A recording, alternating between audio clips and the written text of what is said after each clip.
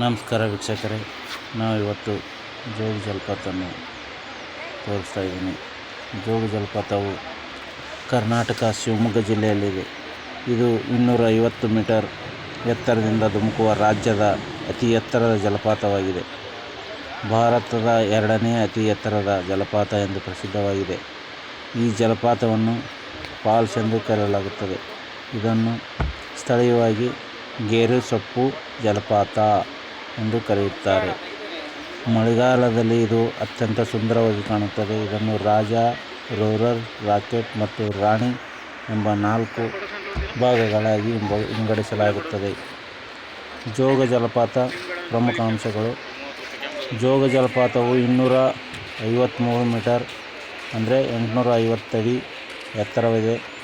ಇದನ್ನು ಬೇರೆ ಬೇರೆ ಹೆಸರುಗಳಿಂದ ಕರೆಯುತ್ತಾರೆ. ಅದು ಗೇರುಸೊಪ್ಪು ಜಲಪಾತ ಇಲ್ಲ ಜೋಗ ಜಲಪಾತ ಎಂದು. ಇದು ಶಿವಮೊಗ್ಗ ಜಿಲ್ಲೆಯಲ್ಲಿದೆ.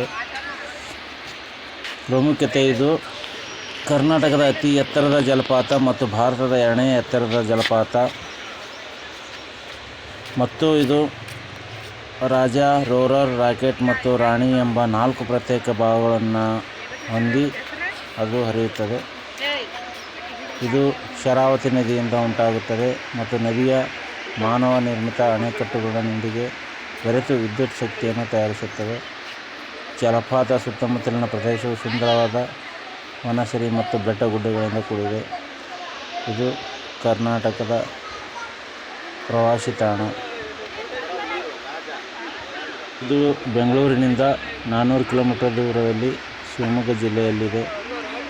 ಜಲಪಾತ ಭಾರತದ 2ನೇ ಅತಿ ಎತ್ತರದ ಜಲಪಾತವಾಗಿದೆ. ಜೋಗ್ ಫಾಲ್ಸ್ ಶರಾವತಿ ನದಿಯ ಮೇಲಿರುವ ಜಲಪಾತವಾಗಿದ್ದು ಇದು ಶಿವಮೊಗ್ಗ ಜಿಲ್ಲೆಯ ಕರ್ನಾಟಕದಲ್ಲಿದೆ. ಇದು ನಾವು ಇನ್ನೂ ಮೊನ್ನೆ ಹೋಗಿ ಬಂದಿರುವುದು. ಇಲ್ಲಿ ಪ್ರವಾಸಿ ತಾಣವಾಗಿ ಇನ್ನೂ ಇಂಪ್ರೂವ್ಮೆಂಟ್ ಮಾಡುತ್ತಿದ್ದಾರೆ.